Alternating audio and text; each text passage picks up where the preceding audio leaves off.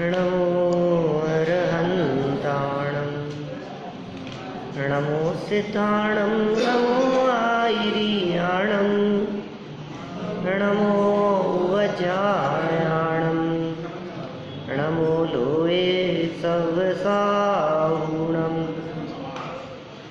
ऐसो पंच नमो यारो सब पावपणासनो मंगलाणं च सवेसिं प्रणवं होई मंगलम् चत्तारि मंगलम् अरिहन्तामंगलम् सिद्धामंगलम् साहुमंगलम् केवलीपणत्तो धम्मो मंगलम् चत्तारि लोकोत्तमा अरिहन्ता लोकोत्तमा सिद्धा लोकोत्तमा साहु लोकोत्तमा केवलीपणत्तो धम्मो लोकोत्तमो चत्तारि शरणं भवज्यामि अरहन्ते शरणं भवज्यामि सिद्धे शरणं भवज्यामि साहु शरणं भवज्यामि केवलीपणत्तं धम्मं शरणं भवज्यामि।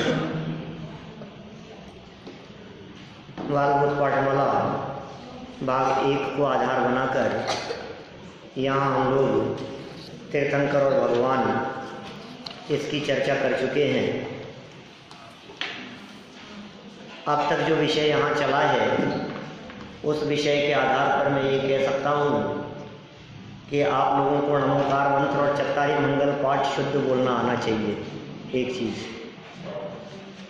दूसरी बात, नमोकार मंत्र के संदर्भ में जो विविध बातें कही थी उनका हमें ज्ञान होना चाहिए। मंगल किसे कहते हैं, उत्तम किसे कहते हैं, शरण किसे कहते हैं, ये परिभाषाएं याद होनी चाहिए।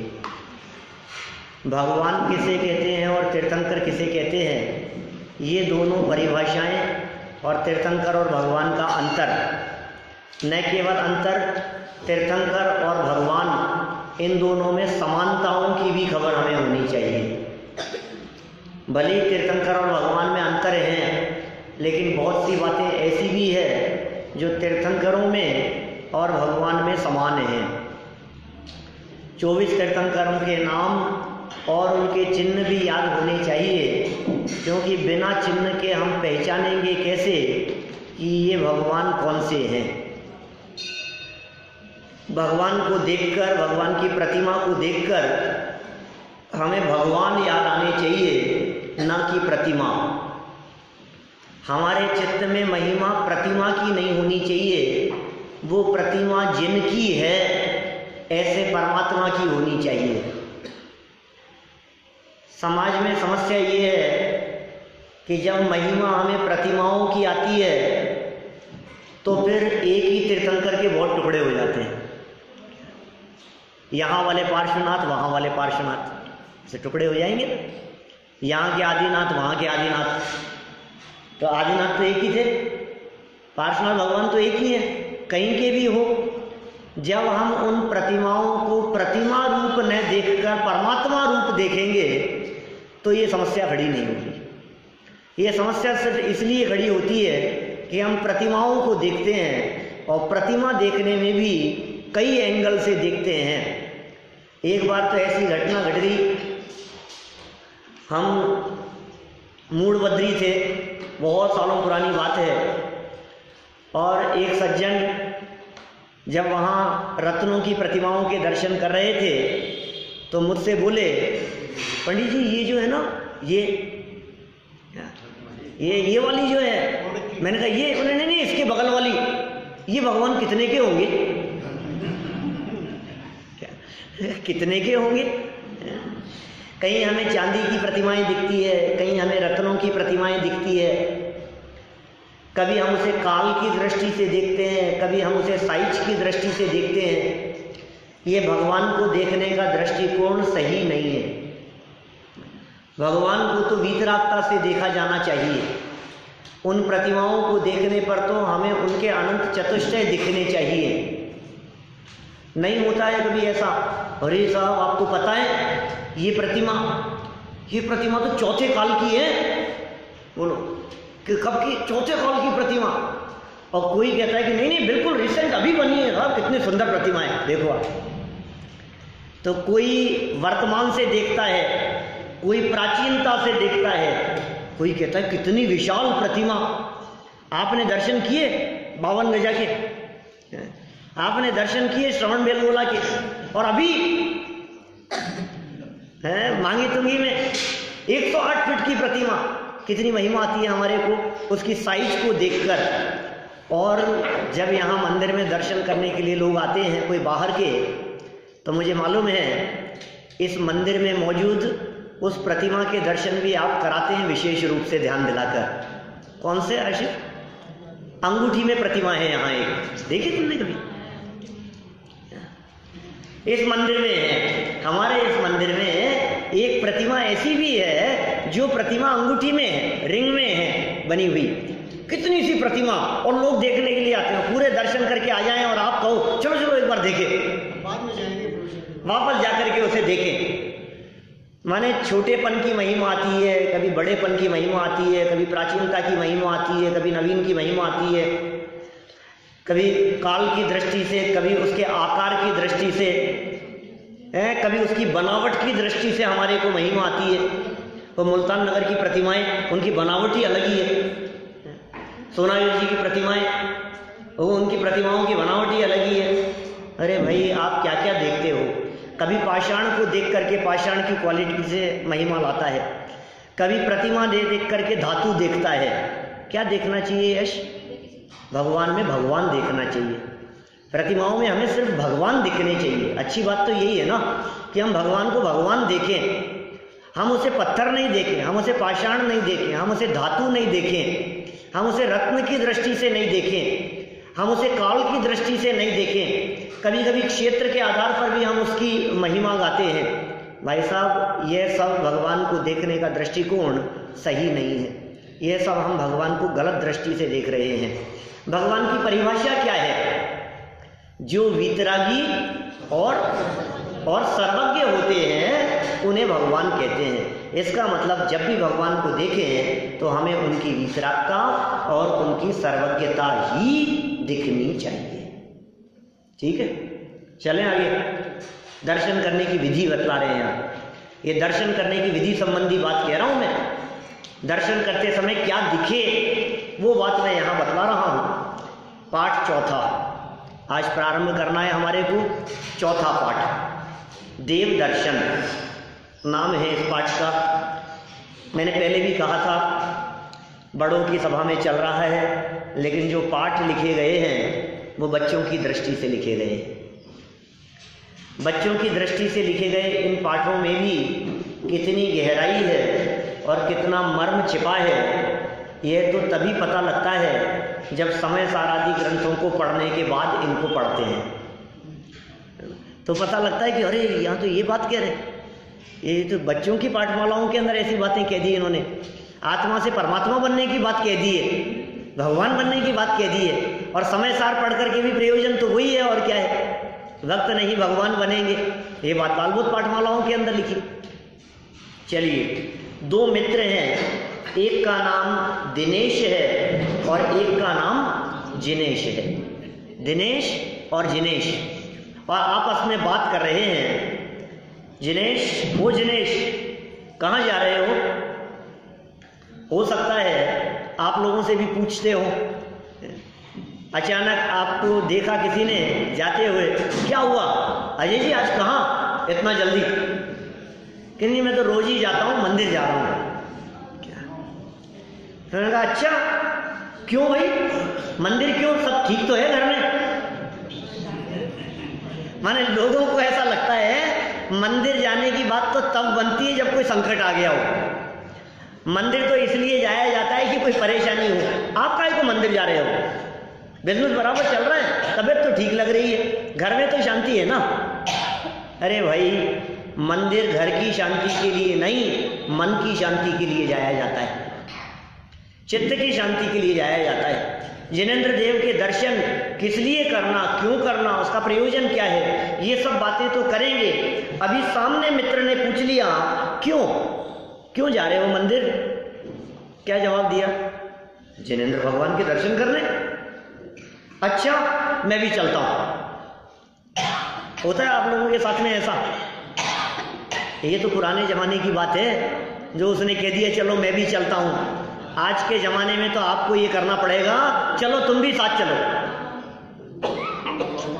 समझ में आ रही है? आपको साथ में लाना पड़ेगा तो काम चलेगा। मैं कई बार महसूस करता हूँ प्रवचन सभाओं में जब लोग कम आते हैं तो मुझे लगता है कि ये अकेले क्यों आ जाते हैं लोग। आज तक कभी अकेले गए नहीं शो पिक्चर देखने, मेला देखने कभी अकेले गए हो? जब भी हम कहीं जाते हैं यार दोस्तों को आवाज लगा लेते हैं, उन्हें पुकार लेते हैं, चलो यार चल रहे हो क्या? पिक्चर देखने के लिए भी यदि दोस्त मना कर दे, टिकट हो चुके हैं और दोस्त ने मना कर दिया तो चल यार मैं भी नहीं जा रहा, अब कौन अकेले क्या जाए। तो फिर यहां ऐसा क्यों होता है? चलो कोई बात नहीं, हमने कहा चलो चल रहे हो, उसने कहा हाँ हाँ चलता हूं। फिर क्या हुआ भाई? तुम चलोगे तो चलो, पर पहले यह चमड़े की पट्टी माने बेल्ट घर खोल कर आओ। तुम्हें पता नहीं मंदिर में चमड़े से बनी वस्तुएं लेकर नहीं जाना चाहिए। चमड़े की वस्तुएं मंदिर में नहीं ले जाना चाहिए। अकेली चमड़े की ही नहीं, बहुत प्रकार की वस्तुएं ऐसी है जो वस्तुएं हिंसा से बनी हुई हो, ऐसा समझ लो आप। उन सब वस्तुओं का प्रयोग ही नहीं करना चाहिए। यहां तो इन्होंने क्या लिखा है? मंदिर में नहीं ले जाना चाहिए। और मैं कहता हूं मंदिर में ले जाने की मना कर रहे हैं तो इसका अर्थ यह तो नहीं है कि आपको घर में प्रयोग करने की छूट दे रहे हैं। हम तो ये कह रहे हैं आपके घर में नहीं आनी चाहिए। चमड़े से बनी हुई वस्तुएं पहननी नहीं चाहिए। आप पहनेंगे ही नहीं तो फिर मंदिर लाने की बात कहाँ होगी?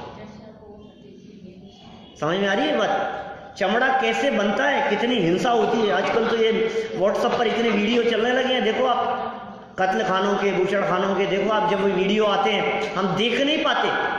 2-2.5 मिनट का यदि वो पूरा वीडियो आवे तो हम 1-8 मिनट से ज़्यादा उसको देख नहीं सकते, कुछ सेकंडों में ही बंद कर देते हैं, बस अब नहीं देख सकते उसको। क्या है यार, ये क्या हो रहा है? ऐसे बनती हैं वो बेल्ट, ऐसे बनते हैं चमड़े के जूते, चप्पलें, पर्स। कैसे बनाया जाता है इनको? ये जो नरम नरम जो पर्स दिखते हैं वो कैसे बनते हैं? जो लेदर के बने हुए होते हैं। सांप की चमड़ी उतार दी जाती है, खोलते पानी में जानवरों को डाल दिया जाता है, उबाला जाता है उनको, सुअरों को उबाला जाता है, एक्सपेरिमेंट किए जाते हैं उनके ऊपर अनेक प्रकार के। सर्प को पकड़ लिया और पकड़ करके रस्सी पर बांध दिया, 2 पेड़ के बीच में रस्सी से बांध दिया, सर्प को लटक रहा है, वो नीचे से आग जलाते हैं और वो तड़फड़ाता रहता है, फिर उसकी चमड़ी उतारते हैं ऊपर से। ऐसे बनती है ये सब चीज़ें। एक बार बनते हुए देखने में तो जीवन भर उसे छूने का त्याग कर देवे। जब छुएगा ही नहीं, जब पहनेगा ही नहीं, तो फिर मंदिर के बाहर उतारना या घर में उतार करके मंदिर आना, ये तो बात बहुत दूर की हो गई। चलिए, चमड़े से बनी हुई वस्तुएं मंदिर में नहीं ले जाना चाहिए। अच्छा भाई, मैं भी खोल कर आया। दोनों मंदिर पहुंचते हैं, जिनेश और दिनेश। अब ये तो पहली बार आया है मंदिर ही नहीं आया था पहले कभी। अरे भाई कहाँ चले जा रहे हो? जूते तो यहीं खोल दो, मंदिर के भीतर चप्पल जूते पहने हुए नहीं जाते। मालूम होता है पहले तुम कभी मंदिर आए ही नहीं, इसी कारण दर्शन करने की विधि भी नहीं जानते। सही बात है, बेचारा पहले आया नहीं था कभी।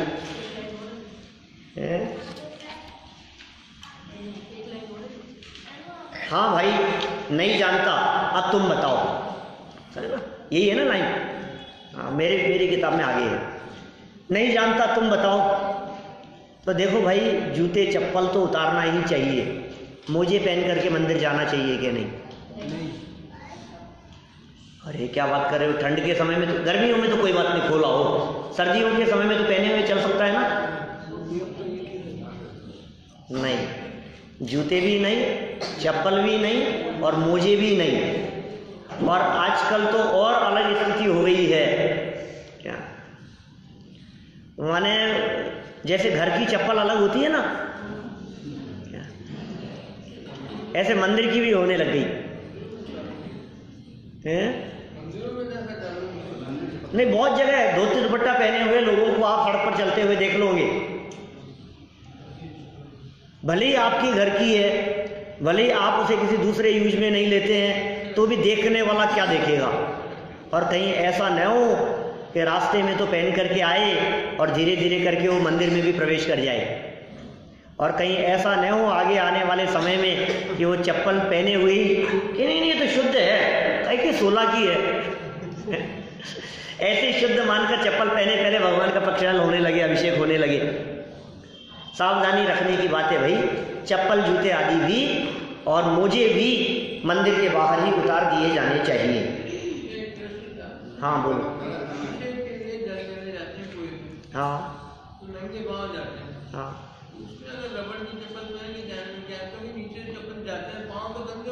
कोई बात नहीं, वहां जाकर के भी पाँव धो लेंगे और आकर के भी धो लेंगे, ठीक है ना। चप्पल पहनने का जो विधान है वो हमारे यहाँ नहीं है, और यदि हम उसको वर्तमान परंपराओं की दृष्टि से, वर्तमान परिस्थितियों की दृष्टि से यदि उसमें थोड़ी बहुत छूट देने की बात करेंगे तो फिर ऐसी स्थिति होगी, उंगली पकड़ते पकड़ते ऊंचा पकड़ने जैसी बात हो जाएगी। इसलिए बहुत दृढ़ता से जिन लोगों से नहीं निभ रहा है वो अपने आप ही कर लेंगे, आप हमसे मत कहलवाओ कुछ भी, और हम इसकी स्वीकृति भी नहीं देंगे, हम परमिशन भी नहीं देंगे। हम तो ये कहेंगे नंगे पाँव ही जाओ, क्या धोती दुपट्टा पहन करके ही जाओ, शुद्ध वस्त्र पहन करके ही जाओ, है ना। बिल्कुल भी हमारे द्वारा तो ये बात नहीं कही जाएगी। चलो कोई बात नहीं, अब क्या करें। हाँ जब धोती दुपट्टा पहने हुए हो तब तो दरी पर भी स्पर्श नहीं होना चाहिए। दरी है, चद्दर है, कोई सूती चटाई वगैरह है, किसी व्यक्ति को तो स्पर्श करें ही नहीं। और दरी आदि के ऊपर भी पाँव धुले हुए धोती दुपट्टे जब पहने हुए हैं आपने, और भगवान को यदि आपको स्पर्श करना है तब तो विशेष रूप से ध्यान रखें कि आप उसके ऊपर पाँव ना रखें, सर भी ढका हुआ है ना। चलो आगे देखो, सुनो। मंदिर के दरवाजे पर पानी रखा रहता है क्या? बहुत जगह मिलेगा आपको, और जहाँ नहीं मिले वहाँ भी व्यवस्था होगी कहीं ना कहीं, दरवाजे पर नहीं हो तो पानी रखा रहता है। हमें चाहिए कि सबसे पहले चप्पल जूते खोलकर पानी से हाथ पैर धोकर फिर भगवान की जय जयकार करते हुए 3 बार निस्सई निस्सई निस्सई बोलते हुए मंदिर में प्रवेश करें। ये विधि बतला रहे हैं। घर से नहा धो करके आए हो, जूते यदि आपने खोले हैं, मोजे यदि आपने उतारे हैं, तो आपको हाथ धोने ही होंगे, और हाथ पांव धोकर आप मंदिर में प्रवेश कर रहे हैं। और जैसे ही यहाँ से प्रवेश किया अंदर, तो क्या बोलते हुए प्रवेश करना है? निस्सई निस्सई निस्सई। निस्सई का क्या अर्थ होता है बोलो? अब ये निस्सई का अर्थ बतलाने की जरूरत नहीं है क्या बोलो स्वाध्यायी समाज में? आत्मार्थी लोगों के बीच में रोजाना दर्शन करने वालों, अरे साहब क्या दर्शन की विधि बता रहे हो, जिंदगी हो गई दर्शन करते हुए हमारे को, कोई नई बात बताओ आप तो, कि क्यों आप निस्सई निस्सई बोल करके मंदिर जाते हो? अरे बचपन से तो बोल के जाते हो तो उसका मतलब समझते हो कि हाँ सब सांसारिक कार्यों का निषेध करके मंदिर में प्रवेश करना। फिर अंदर जाने के बाद क्या होता है बताओ? सारे समाज की सूचनाओं का आदान प्रदान तो मंदिर में ही होता है। किसके घर में क्या घटना घट गई, कहाँ क्या हो गया, क्योंकि भगवान को भगवान समझते ही नहीं है ना हम। आप सोचिए, आज यदि हमारी मीटिंग किसी मिनिस्टर के साथ में हो, मंत्री के साथ में हमारी मीटिंग है, मुख्यमंत्री के साथ में हमारी मीटिंग है, और उसके सामने बैठे हैं, तो आप मोबाइल पे चैटिंग कर सकते हो, मैसेज भेज सकते हो, और वो यदि सामने है तो वो खड़ा है तो आप सामने बैठ सकते हो कुर्सी पे, संभव है ये बात। तो आपके जो भगवान सामने वेदी पर विराजमान है, ये मुख्यमंत्री से तो छोटे ही होंगे, छोटे हैं कि बड़े हैं? बड़े। ये 3 लोग के नाथ हैं, इनके सामने हम कैसे बैठ सकते हैं, इनके सामने हम इधर उधर कैसे झांक सकते हैं? भक्तामृत स्तोत्र में बहुत सुंदर पंक्ति आती है, कल भक्तामृत विधान के बीच में कही थी मैंने। दृष्ट्वा भवंत मनिमेष विलोकनीयम नान्यत्र तोषमुपयाति जनस्य चक्षु। हे जिनेंद्र देव, आपकी वितरागता को देख लेने पर अब मेरी निगाह आपके चेहरे से हटती नहीं है, अब क्या देखूं मैं, अब किधर देखूं, अब मुझे दुनिया में कुछ देखने लायक दिखता नहीं, किसकी तरफ देखूं मैं। ये आपकी वीतराग छवि चित्त को आकर्षित करने वाली दिखाई देती है। हमारी निगाह भगवान से हटनी नहीं चाहिए। आते जाते हुए लोग दिखते हैं हमारे को, और दिखे वहां तक तो ठीक है, हम देखते हैं, चलो कोई बात नहीं, देख भी लिया आपने, फिर उसको पास में बुला करके पूछते हैं, क्यों भैया क्या हाल चाल है, यहीं पूछ लेता हूँ, फिर तो चला जाएगा, कोई बात नहीं, जयपुर आया हुआ है क्या हुआ, क्या कर रहा है आजकल, फिर बातें शुरू हो जाएगी। तुम्हें पता है कल तक तो वो ठीक थे, आज उनकी डेथ हो गई।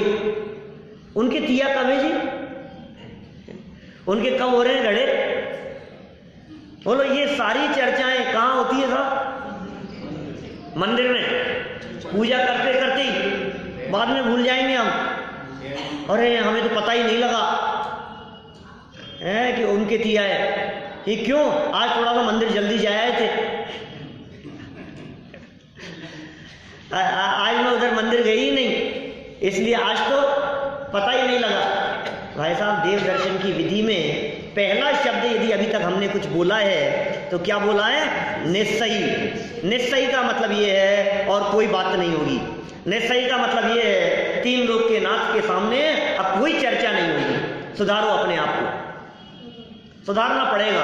भगवान को भगवान समझो, उन्हें वीतरागी समझो, उन्हें तीन लोग का नाथ समझो, उन्हें प्रतिमा रूप में मत देखो, उन्हें भगवान रूप में देखो। भगवान तो कुछ देखते ही नहीं है, भगवान तो कुछ बोलते ही नहीं है, बैठे हैं, प्रतिमाएं हैं, ठीक है, क्या फर्क पड़ता है। आप उनके सामने बैठ करके नाश्ता भी करोगे तो भगवान को क्या फर्क पड़ेगा। नहीं भाई, हमने क्या बोला है यहाँ, निश्चयी। निश्चयी का अर्थ याद रखना, और यदि निश्चयी का अर्थ आपको याद रहेगा तो दरवाजे से अंदर जाते ही पहले त्याग हो जाएगा कोई भी चर्चा करने का, कोई बात नहीं करेंगे हम। मंदिर के अंदर जय जिनेंद्र भी नहीं करना, क्या बच्चे होते हैं जय जिनेंद्र करने लगते हैं, बड़े होते हैं फिर पाँव भी छूने लगते हैं, बड़े ही कर लेते हैं मंदिर में जय जिनेंद्र। भगवान के सामने कोई किसी को नमस्कार नहीं करेगा, भगवान के सामने कोई किसी के पाँव नहीं छुएगा, और कोई यदि भगवान के सामने अष्टांग नमस्कार कर रहा है तो सामने से नहीं निकलेगा, कोई बात नहीं। बस भगवान के सामने मीटिंग है तो मैं और भगवान, दूसरा और कोई नहीं। इसलिए हमने क्या बोला है, निश्चयी। अर्थ क्या है, पढ़ता हूं, याद रखना।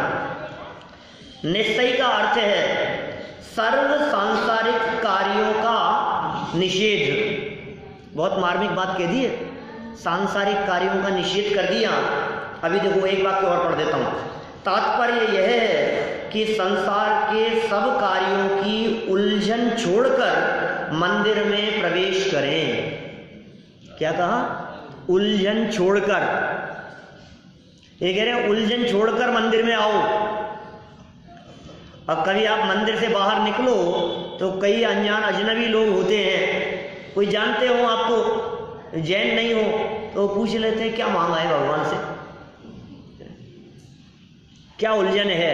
ये कह रहे सारी उलझन, बिजनेस की उलझन नहीं होगी, घर गृहस्थी की उलझन नहीं होगी, विकल्प नहीं आएगा हमारे को मंदिर में प्रवेश करने के बाद में, घर की याद नहीं आना। हमने तो ऐसा भी देखा है, कई लोग तो आंच पर दूध चढ़ा करके और फिर दर्शन कर आते हैं। क्या खिचड़ी चढ़ाएंगे, सब्जी चढ़ा देंगे हैं, और दूध उफल नहीं जाए दिमाग में तो दूध घूम रहा है, और इधर भगवान। दो काम एक साथ इतनी देर में। अब वो दूध को आंच पे रखा है तो इतनी देर कौन खड़ा रहे, इतनी देर में दर्शन भी हो जाएंगे फटाफट, अभी निपटाया थे।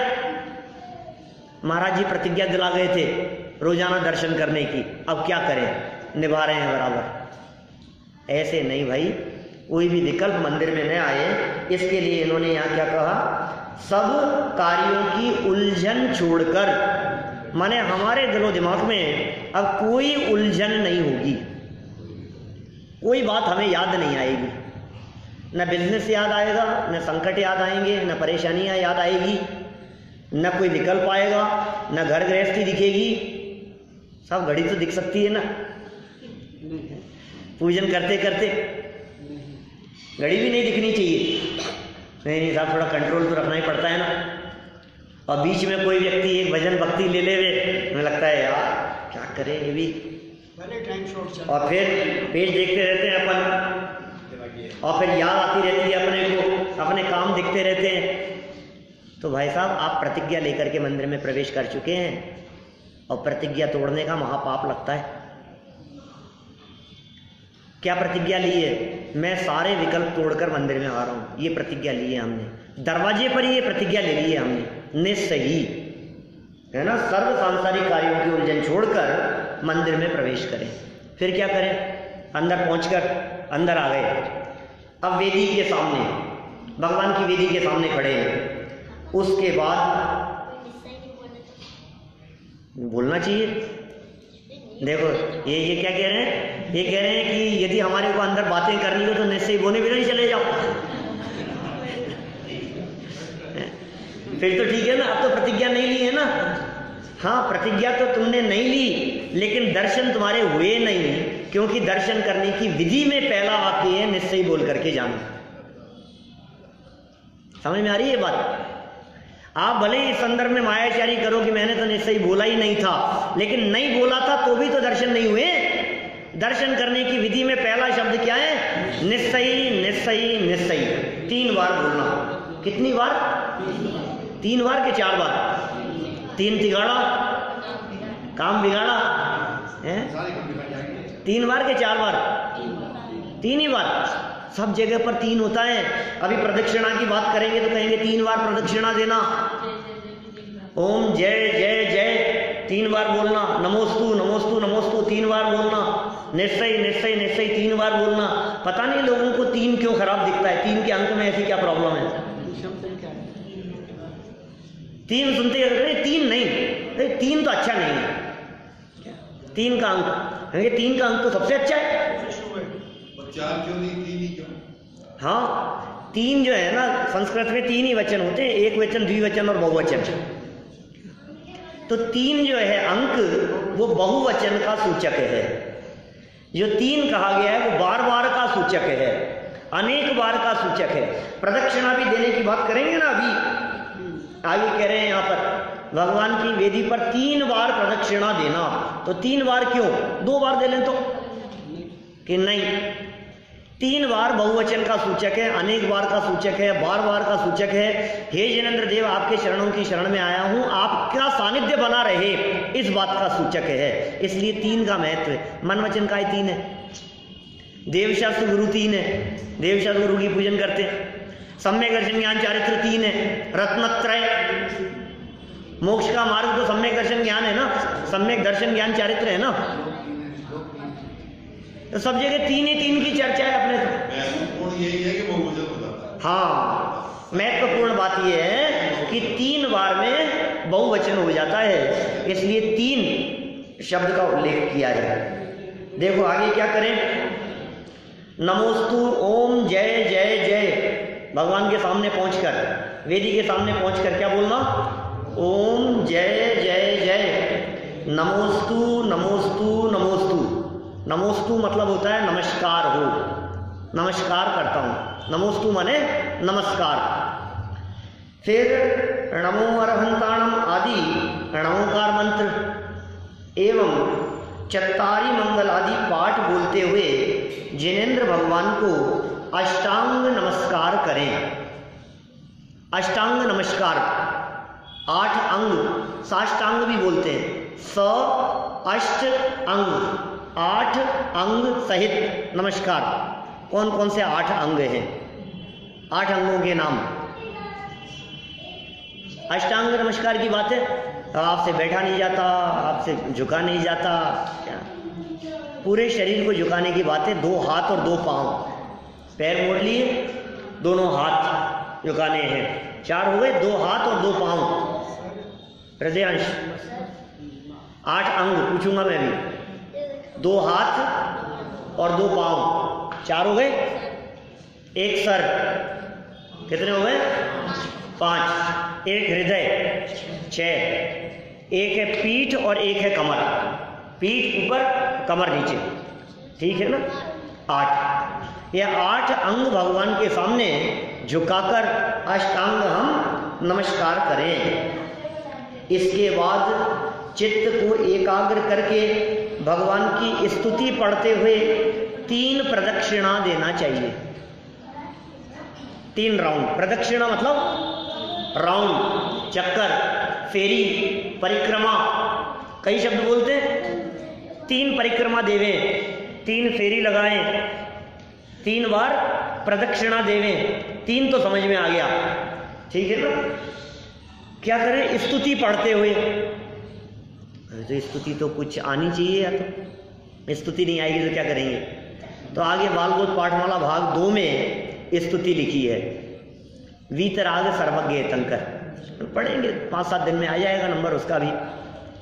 वो स्तुति है। या फिर प्रभु पतित पावन, मैं अपावन चरण आयो शरण जी। ऐसे स्तुतियाँ जो है, बहुत सारी स्तुतियाँ मिलेगी आपको। उन स्तुतियों में से कोई भी स्तुति बोलते हुए भगवान की मुख्य वेदी के 3 प्रदक्षिणा देनी चाहिए। प्रदक्षिणा किधर से देवें? लेफ्ट से? राइट से देवें तो क्या दिक्कत है? लेफ्ट से? हमेशा लेफ्ट से देते हो? लेफ्ट से क्यों देते हो? भगवान राइट में होने चाहिए, ऐसा विधान है। पूज्य वामेतर हस्ते, पूज्य वामेतर हस्ते। जो भी पूज्य हो, वाम कहते हैं उल्टे हाथ को और इतर कहते हैं अपोजिट, माने सीधे हाथ। जो भी हमारे से पूज्य हो वे हमारे सीधे हाथ की तरफ होने चाहिए। ये विधान है, ये नियम है। इसलिए देखो, स्त्रियों की दृष्टि से उनके पति उनके पूज्य हैं, ऐसा कहा जाता है। भारतीय संस्कृति में तो ऐसा ही माना जाता है। तो इसलिए यदि स्त्री पुरुष यदि खड़े हों, मान लो क्या कि बैठे हों किसी जगह पर, कहीं पूजन में, कहीं किसी आयोजन में, किसी जगह पर बैठे हों, तो लेडीज के जो हस्बैंड होंगे वो उसके राइट साइड में होंगे। ऐसा विधान है, ऐसा होना चाहिए। विधानों के अंदर भी बतला देते हैं हम, लेडीज लेफ्ट साइड में बैठेंगी और पुरुष जो है वो उसके राइट साइड में बैठेंगे, क्योंकि वो उनसे पूज्य हैं। देखो, इसका विधान प्रथमानुयोग के ग्रंथों में कई स्थानों पर ऐसा किया है कि मुनिराज जब आहारचर्या के लिए निकलते हैं और अटपटी प्रतिज्ञाएं लेकर के निकलते हैं। कभी मान लो इस प्रकार की प्रतिज्ञा लेकर के निकले कि कोई व्यक्ति यदि जोड़े से पड़गाहन कर रहा होगा तो हम उसके यहाँ आहार लेंगे। तो वे मौन धारण करके आए हुए मुनिराज, जगत से कटे हुए मुनिराज, लोगों को नहीं पहचानने वाले मुनिराज, वे 2 व्यक्तियों को खड़े हुए, एक स्त्री और पुरुष को खड़े हुए देखकर वे कैसे पहचानेंगे कि ये पति पत्नी है या इनका रिलेशन और कुछ है क्या? तो जो महिला पुरुष के लेफ्ट साइड में खड़ी है, इसका मतलब वो पड़गाहन के समय तो वो मुनिराज समझ लेंगे कि ये इनकी पत्नी है। और राइट साइड में है तो भाभी हो सकती है, माँ हो सकती है, बहन हो सकती है, और कोई रिलेशन हो सकता है। वेदांत क्या कहा? पूज्य वामेतर हस्ते। जो पूज्य होते हैं वो राइट साइड में होते हैं। और जब हम प्रदक्षिणा देते हैं भगवान को और लेफ्ट साइड से यदि आप प्रदक्षिणा शुरू करते हैं तो पूरे प्रदक्षिणा के काल में जिनेंद्र भगवान की वेदी आपके राइट हैंड साइड में होती है। वे 3 लोक के नाथ हैं, वे पूज्य हैं, वे राइट साइड में ही होने चाहिए। इस तरह के और भी उदाहरण दे सकता हूं मैं, और भी बातें कह सकता हूं, लेकिन प्रदक्षिणा लेफ्ट से ही दी जानी चाहिए। समझ में आ गई बात? चलें आगे, देखो क्या कहते हैं आगे। अष्टांग नमस्कार, उसके बाद चित्त को एकाग्र करके, बहुत महत्वपूर्ण शब्द है, एक एक शब्द मार्मिक है। चित्त को एकाग्र करके भगवान की स्तुति पढ़ते हुए, चित्त एकाग्र नहीं है और भगवान की स्तुति पढ़ रहे हो तो क्या होगा? टोडरमल जी ने लिखा मोक्ष मार्ग प्रकाशक पेज नंबर 220 पर, मुख से पाठ आदि करते हैं, दृष्टि कहीं घूमती है और चित्त न मालूम कहाँ जा रहा है। इसका नाम तो भक्ति नहीं है, इसका नाम तो स्तुति नहीं है। भक्ति और स्तुति किसका नाम? चित्त एकाग्र करके। ये चित्त की एकाग्रता पर बल दिया जाना चाहिए। माने जो बोल रहे हैं, मुंह से जो पाठ बोल रहे हैं, उसकी तरफ हमारा ध्यान होना चाहिए। मैं अनेक बार महसूस करता हूं, जो लोग पाठ बोलते रहते हैं और उपयोग उधर नहीं होता और काम करते रहते हैं, वे जब पाठ के बीच में अटकते हैं तो भूल जाते हैं हमने कहाँ तक बोला था, पता नहीं कहाँ तक बोल लिया, कि क्यों, क्या हुआ। ध्यान कहीं और है, आपका मन कहीं और है। कबीरदास जी ने इस तरह की पंक्तियां लिख दी माला फेरते समय। कबीरदास जी ने इस प्रकार की बात कही माला तो कर में फिरे, जीभ फिरे मुख माही, और मनवा फिरे बाजार में, यह तो सुमिरन नाही। बोलो कितने सुंदर पंक्तियां हैं। वो अन्य मत वाले ये कहते हैं तुम भगवान का स्मरण करने के लिए आए हो, तुम भगवान की स्तुति कर रहे हो, तुम भगवान की माला का जाप कर रहे हो, तुम कर क्या रहे हो ये तो बताओ। हाथ में तो माला है, हाथ से तो माला चल रही है, माला हाथ में फिर रही है, जीभ मुंह में फिर रही है, और मन कहाँ फिर रहा है तुम्हारा? बाजार में, घर में, इधर उधर। ये तो स्मरण नहीं है, इसको तो सुमिरन नहीं कहते। तो फिर किसी ने उनसे ही पूछ लिया तो फिर आप बताओ हम क्या करें? तो उन्होंने आगे दो पंक्तियां लिखी। माला चेतन सो कहे, चेतन मतलब कौन? सर्वज्ञ। चेतन मतलब जीव, चेतन मतलब हम लोग। माला चेतन सो कहे, काहे फिरावे मोए। माला इस चेतन से कहती है, हे जीव मुझे क्यों फिरा रहा है? माला चेतन सो कहे, काहे फिरावे मोए, और मनवा क्यों नहीं फेरता, मुक्ति मिलावे तोए। अपने मन को क्यों नहीं फेरता है, अपने चित्त को क्यों नहीं फेरता है, अपने चित्त को, अपने मन को प्रभु की भक्ति में क्यों नहीं लगाता है, उनकी स्तुति में क्यों नहीं लगाता है, उनके बताए हुए मार्ग में अपने उपयोग को क्यों नहीं लगाता है। तो क्या वाक्य कहे हैं यहां, ध्यान देने योग्य पंक्तियां। चित्त को एकाग्र करके ध्यान स्तुति की तरफ लगाते हुए, स्तुति पढ़ते हुए 3 प्रदक्षिणा देनी चाहिए। अब क्या करेंगे बोलो? स्तुति पढ़ते हुए चित्त एकाग्र होगा कि नहीं होगा? कोशिश ही करना है अपने को तो चित्त की एकाग्रता के लिए। उसके बाद फिर भगवान को नमस्कार कर 9 बार नमोकार मंत्र पढ़ते हुए कायोत्सर्ग करना चाहिए। देखो नए नए शब्द हैं, एक शब्द निश्चय आ गया, एक शब्द प्रदक्षिणा आ गया है, एक नमोस्तु शब्द आ गया था, अब एक नया शब्द और आ गया कायोत्सर्ग। कायोत्सर्ग किसे कहते हैं? पूजा में भी 2-3 जगह जब जब आता है कायोत्सर्ग करो में हम, और 9 बार का मंत्र चालू कर देते हैं। ये कायोत्सर्ग का अर्थ नमोकार मंत्र कहां से हो गया? कायोत्सर्ग अलग चीज है और 9 बार नमोकार मंत्र पढ़ना अलग चीज है। इन्होंने दोनों अलग अलग लिखा है। इन्होंने ये नहीं कहा 9 बार नमोकार मंत्र पढ़ना चाहिए। 9 बार नमोकार मंत्र पढ़ते हुए, इट मीन्स 9 बार नमोकार मंत्र अलग बात है और कायोत्सर्ग अलग बात है। ऐसा करते हुए, ये कनेक्टिंग वर्ड है ना, इसका मतलब 2 क्रियाओं को जोड़ रहा है, 2 काम हो रहे हैं यहाँ। 9 बार नमोकार मंत्र पढ़ना ये अलग काम है और कायोत्सर्ग ये अलग काम है। कायोत्सर्ग का अर्थ होता है शरीर के प्रति ममत्व का त्याग करना। कायोत्सर्ग शब्द 2 शब्दों से मिलकर के बना है, काय और उत्सर्ग। कायोत्सर्ग, काय और उत्सर्ग 2 शब्द है ना। काय माने तो है शरीर और उत्सर्ग माने है त्याग। तो साहब शरीर का त्याग, मर जाएंगे वहां? कायोत्सर्ग कह रहे हो आप शरीर का त्याग? नहीं नहीं, शरीर के प्रति ममत्व का त्याग, शरीर के प्रति अपनेपन का त्याग। जब हम कायोत्सर्ग कर रहे हैं, जब हम पंच परमेष्ठी का स्मरण कर रहे हैं, जब हमारा ध्यान पंच परमेष्ठी की तरफ है, 3 लोक के नाथ की तरफ है, अरिहंत सिद्ध आचार्य उपाध्याय और साधुओं की तरफ हमारा ध्यान है, तो क्या होगा? शरीर की तरफ ध्यान नहीं जाना चाहिए। मक्खी बैठ रही है, मच्छर उड़ा रहे हैं, खुजली चल रही है, सर खुजा रहे हैं, ये काम नहीं होने चाहिए कुछ भी। ये कह रहे हैं कायोत्सर्ग शरीर के प्रति ममत्व का त्याग, मोह त्याग दो शरीर के प्रति।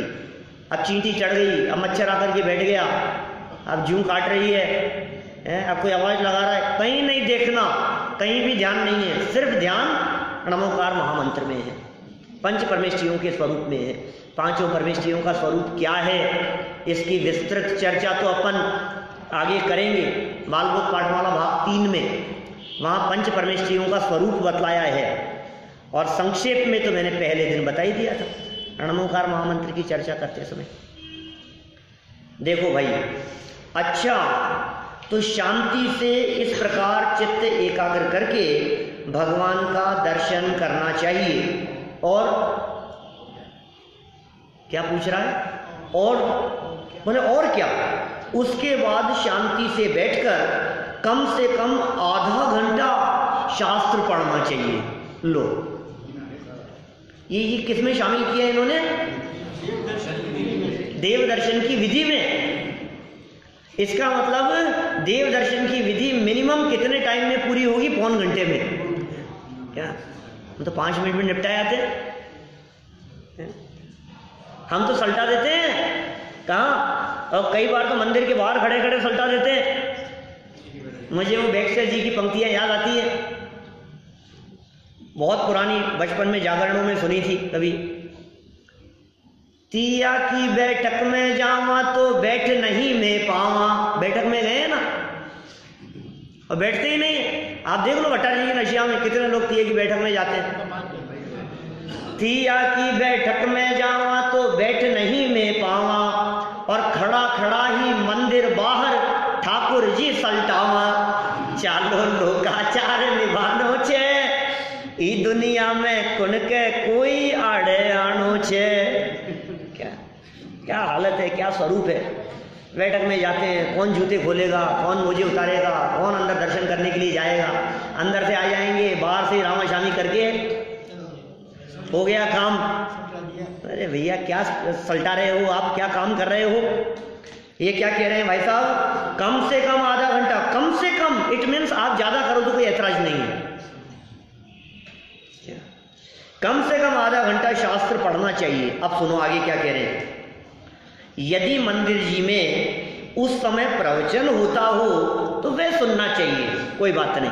आप यदि नहीं पढ़ रहे हो, आप यदि आधा घंटा बैठ करके नहीं पढ़ो, तो उस समय यदि प्रवचन चल रहा है तो कम से कम आधा घंटा बैठकर, पौन घंटा बैठकर, या जितनी भी देर प्रवचन चल रहा है उतनी देर बैठकर प्रवचन सुनना चाहिए। देव दर्शन की विधि में ये बातें शामिल है।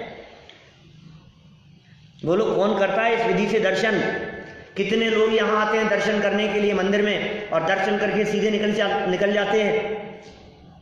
दर्शन करने की विधि में पढ़ो। अरे भगवान को सुना दिया हमने, जब हमने स्तुति पढ़ी थी तो हमने हमारी बात भगवान को सुना दी। अब यदि हम पढ़ेंगे तो भगवान की कही हुई बात सुनने का अवसर मिलेगा। हमारा भला किसमें होगा? अपनी बात भगवान को सुनाने में या भगवान की बात स्वयं सुनने में? भगवान की बात सुनने में भला होगा हमारा। सीधी सी बात है, इसमें क्या है?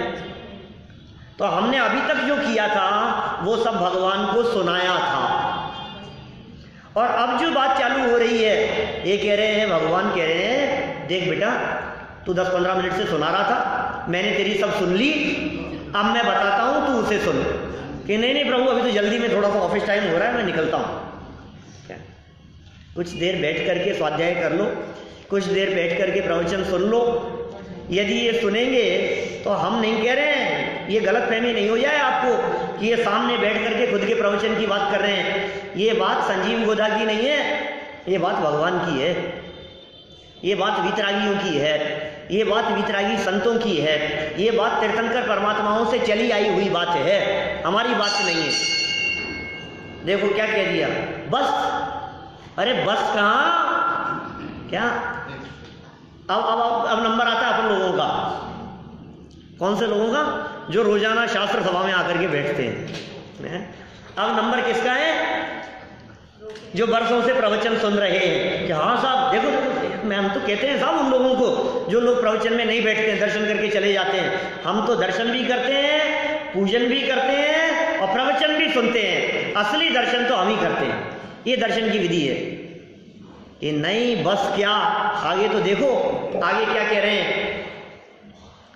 बस क्या, जो शास्त्र में पढ़ा हो अथवा प्रवचन में सुना हो उसे थोड़ी देर बैठकर मनन करना चाहिए तथा सोचना चाहिए कि मैं कौन हूं, भगवान कौन है, मैं स्वयं भगवान कैसे बन सकता हूं, आदि आदि। इन सब से क्या लाभ होगा मैं पढ़ देता हूं। इन पंक्तियों के बारे में कल चर्चा करूंगा। इससे आत्मा में शांति प्राप्त होती है, परिणामों में निर्मलता आती है, मंदिर में आत्मा की चर्चा होती है। यदि हम आत्मा को समझकर उसमें लीन हो जाएं तो परमात्मा बन सकते हैं। ये बातें क्या, ये बालबोध के लेवल की बातें, ये बालबोध के स्तर की बातें। आत्मा परमात्मा की बातों को समझकर उसमें लीन हो जाए, आत्मा में लीन होने के लिए कह रहे हैं, परमात्मा बनने की विधि बतला रहे हैं, और आपको लगता है बच्चों की बातें। हाँ, ये बातें उनके लिए अवश्य बच्चों की हो सकती है जिनके जीवन में ये सब बातें उतर चुकी है। लेकिन यदि ये बातें हमारे जीवन में नहीं उतरी है तो हमें भी अपने आप को बच्चा ही समझना चाहिए। ये जो देव दर्शन की विधि है इसको एक बार पुनः पढ़ना। हाँ, इसका मतलब पूजा का महत्व नहीं है। किसने कहा? देव दर्शन दर्शन में नहीं, दर्शन की विधि में पूजन शामिल नहीं है। दर्शन की विधि है ये, तो पूजन की विधि अलग विधि है। पूजन भी कराएंगे, पूजन की विधि भी बतलाएंगे, पूजन भी बतलाएंगे, याद भी कराएंगे पूजन, ये सब भी बातें होगी। लेकिन अभी जिस विधि से देव दर्शन की बात कही है उस विधि को अपनाकर हम प्रतिदिन देव दर्शन करें, इसी मंगल भावना से बात को विराम देता हूँ।